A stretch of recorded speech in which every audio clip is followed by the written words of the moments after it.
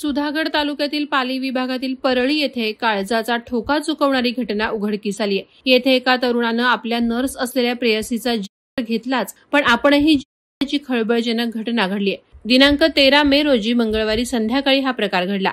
मिळालेल्या प्राथमिक माहितीनुसार पौर्णिमा अनंत देसाई राहणार देसाईपाडा तालुका सुधागड ही परळीतील राजेंद्र पॉलिक्लिनिक नर्सिंग होम दवाखाना येथे नर्स म्हणून कामाला होती।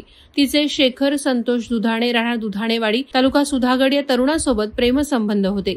या दोघांमध्ये काहीतरी बिनसल्यामुळे या तरुणानं नर्सिंग होम मध्ये तरुणीवर हल्ला केल्याचं समजतं। तरुणानं प्रेयसीच्या मानेपासून संपूर्ण अंगावर धारदार केले। यामध्ये तरुणीचा जागीच झाला।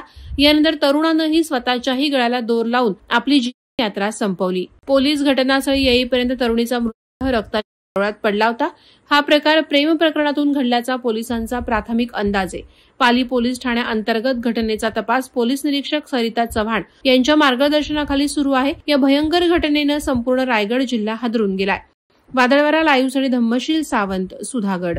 नवी मुंबई व रायगड जिल्ह्यातील ताज्या बातम्या आणि घडामोडींसाठी सबस्क्राईब करा वादळवारा लाईव्ह चॅनल आणि दाबा बेल आयकॉन।